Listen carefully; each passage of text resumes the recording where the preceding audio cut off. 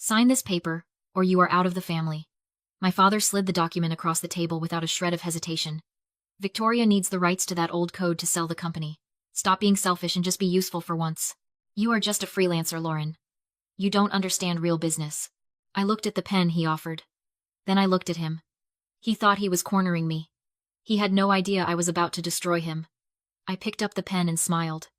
I didn't scream. I didn't flip the table. I just smiled, because he had no idea who was really sitting across from him.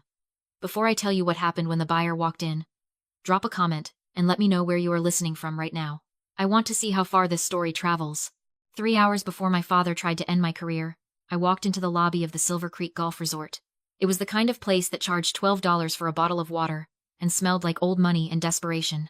My mother, Sandra, didn't hug me. She didn't ask how my drive was.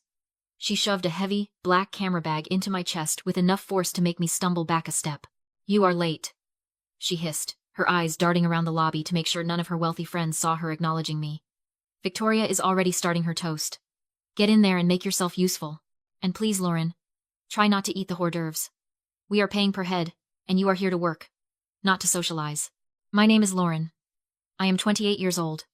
To the financial world, I am the founder of a logistics empire that moves freight across 3 continents. To the IRS, I am a high net worth individual in the top tax bracket.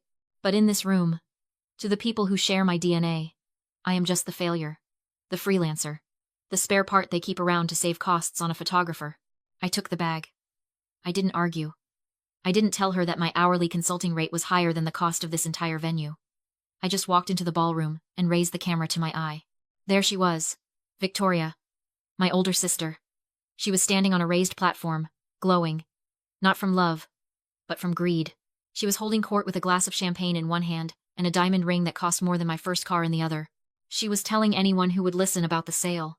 "Titan Ventures," she bragged, her voice carrying over the string quartet. "They are buying us out for $18,500,000. Cash. It is a done deal. We are just waiting on the ink to dry." She looked radiant. She looked triumphant.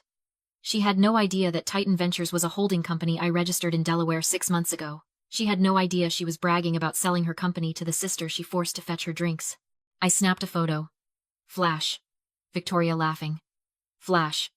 Michael, my father, shaking hands with investors, looking like the proud patriarch of a business he ran into the ground.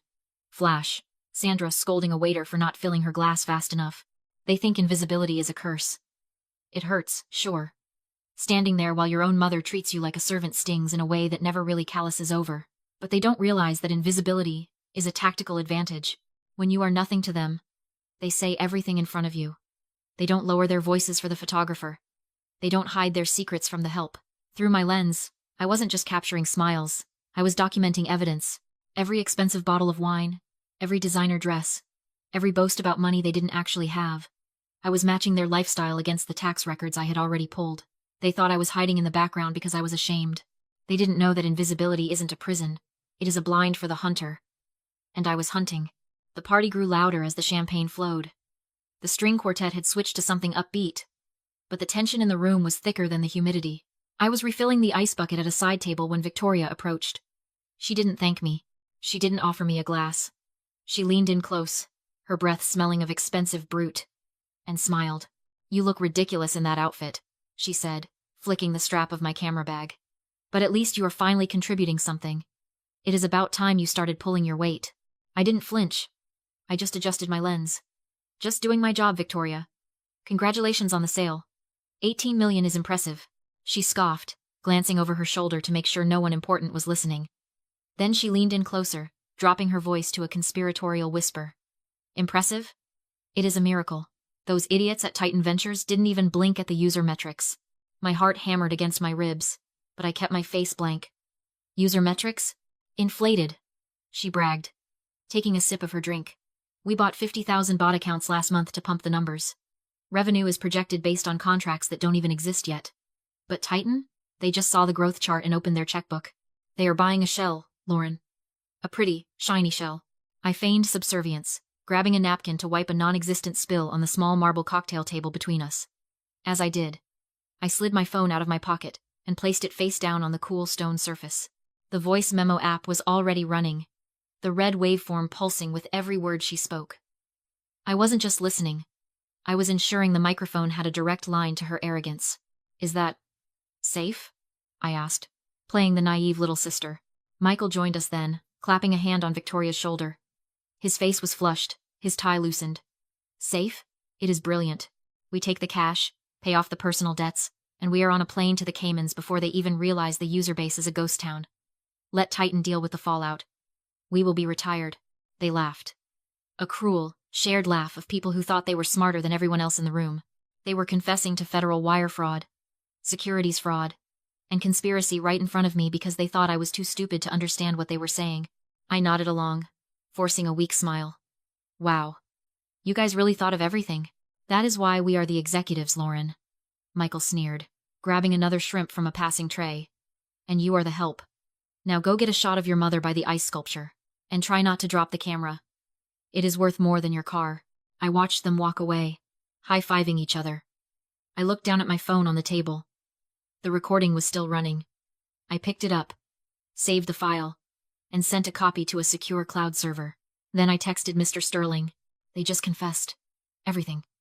Audio inbound. They thought I was cleaning up their mess. I was just preparing to bury them in it. The string quartet packed up. The guests drifted toward the exits, buzzed on free champagne and the thrill of proximity to supposed wealth. But for the family, the night was just beginning. We moved into the private conference room adjacent to the ballroom. The air here was different. Stale. Serious. I stood in the corner, camera bag at my feet, invisible again. Michael was loosening his tie, his face flushed with anticipation. Victoria was reapplying her lipstick, checking her reflection in her phone screen. They looked like predators who had just cornered a wounded animal. They thought they were about to feast. Then the door opened, and the temperature in the room seemed to drop 10 degrees. Enter Arthur Sterling. I had hired Sterling because he was the kind of lawyer who didn't just know the law. He weaponized it. He walked in wearing a charcoal suit that was tailored to the millimeter, carrying a leather briefcase that looked older than I was. He didn't smile. He didn't apologize for the late hour. He walked straight to the head of the table and sat down. Mr. Sterling! Michael boomed, extending a hand across the table. A pleasure to finally meet the man behind the money. Titan Ventures has made a very wise decision. Sterling didn't take the hand. He didn't even look at it. He opened his briefcase, the snap of the latches echoing like gunshots in the quiet room. He pulled out a single, thick document and slid it across the mahogany surface. Let us skip the theatrics, Sterling said, his voice a low, gravelly baritone. My client wants this deal closed tonight. But before we proceed, there are formalities. Victoria laughed, a nervous, tinkling sound. Formalities? We have sent over the pitch deck. The user growth is exponential. You have seen the charts. Sterling looked up. His eyes were cold, gray flint. I have seen the charts. I am not interested in charts. I am interested in liability.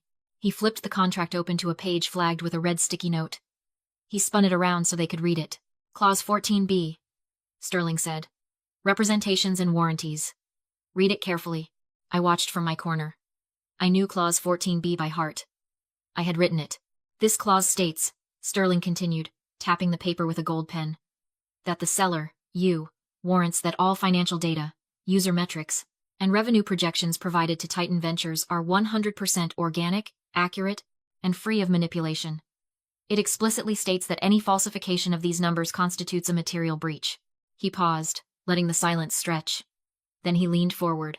More importantly, because this transaction involves an electronic transfer of funds across state lines, signing this document while knowingly misrepresenting data constitutes federal wire fraud. That carries a mandatory prison sentence. Are we clear? The room went dead silent. I saw Michael's Adam's apple bob as he swallowed hard. I saw Victoria's hand tremble slightly as she reached for her water glass. For a second, just a second, I thought self-preservation might kick in. I thought they might back down. But I had underestimated their greed. Or maybe I had overestimated their intelligence. Michael laughed.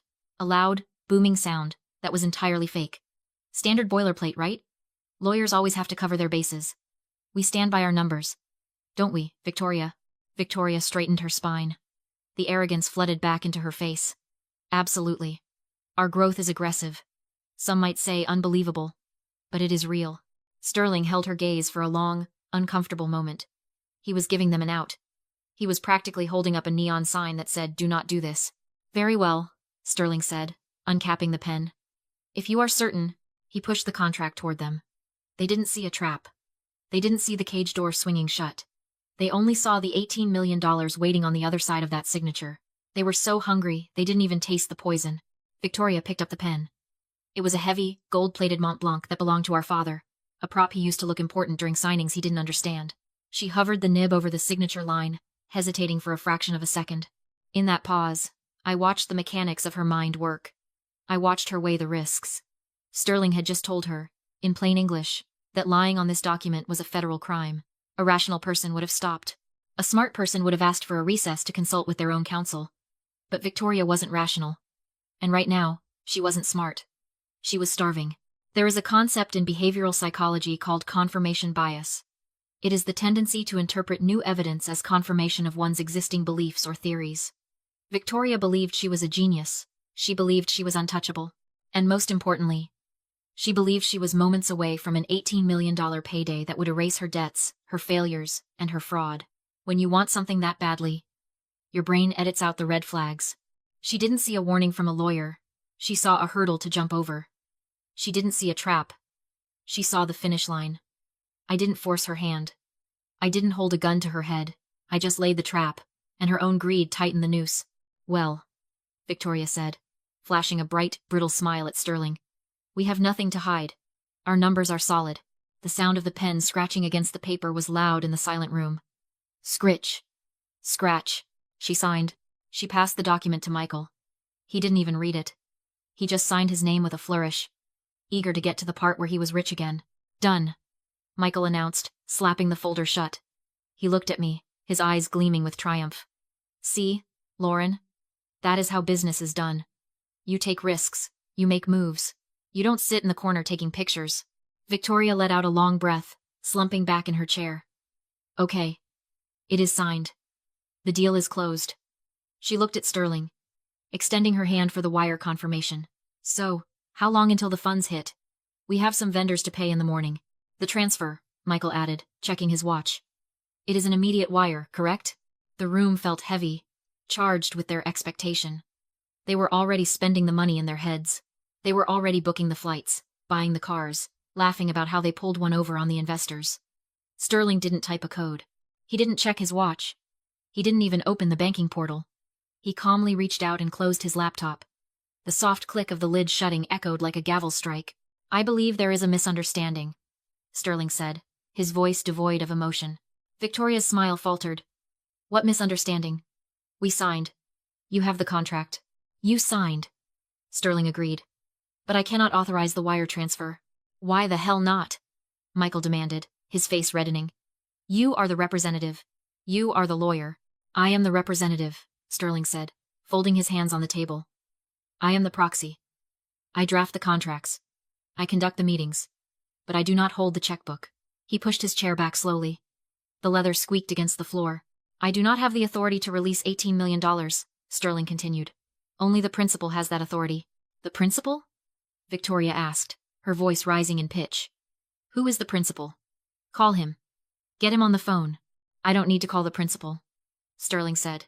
He stood, walked around the table, and turned his chair toward the shadowed corner where I stood. The principal is right here. Silence crushed the room. I stepped forward, dropped my camera bag to the floor, and walked to the table with the calm of someone who owned it. From my tote, I pulled a thick binder and slammed it down. Forensic audit. Sterling and Reed Logistics Confidential. I'm the principal, I said. Titan Ventures is my holding company. I created it 6 years ago after selling my first patent. Victoria, you didn't sell to a stranger. You sold to me. She shook her head. You're a freelancer. You don't have 18 million. You're right, I replied. I didn't pay 18 million. I bought your debt for 4. Michael stood. No. You listen. Your bank classified your loans as toxic after 4 missed payments. They auctioned them. Titan Ventures was the only bidder. I own the building. The equipment. The chairs. You don't owe the bank anymore, Dad. You owe me. The color drained from his face. I turned to Victoria. And you just signed a confession. You claimed your user numbers were real. That's federal wire fraud. We're family, she whispered. Family doesn't frame people for crimes. Sterling nodded. The audit's done, I said. The debt is called. Michael lunged for the contract. Victoria tried to tear it. I wouldn't, I warned calmly. Destruction of evidence is another felony. Sterling walked to the window and yanked the cord. Floodlights poured in. The doors burst open. FBI. Hands up. Agents flooded the room. I didn't just buy your debt, I told my father. 3 months ago, I filed whistleblower reports with the SEC and FBI. Handcuffs snapped around Victoria's wrists. This was a sting, I said. The moment you signed, that was the crime. Michael stared at me. You set us up. I didn't, I replied. I just turned on the lights. You chose to steal in the dark. They were escorted out. It's done, Sterling said. Yes, I answered. Outside, I walked to my matte black sedan, slid inside, and watched the flashing lights fade across the hood. Michael lost everything tonight because he bet on a lie instead of the truth. I opened my contacts. Dad. Mom. Victoria. Delete. Not anger. Clean up. The engine purred as I pulled onto the highway. For the first time, I wasn't driving toward their approval, or away from their rejection. I was just driving home. Sometimes the best revenge isn't screaming. It's becoming the one who signs the checks. Becoming the one who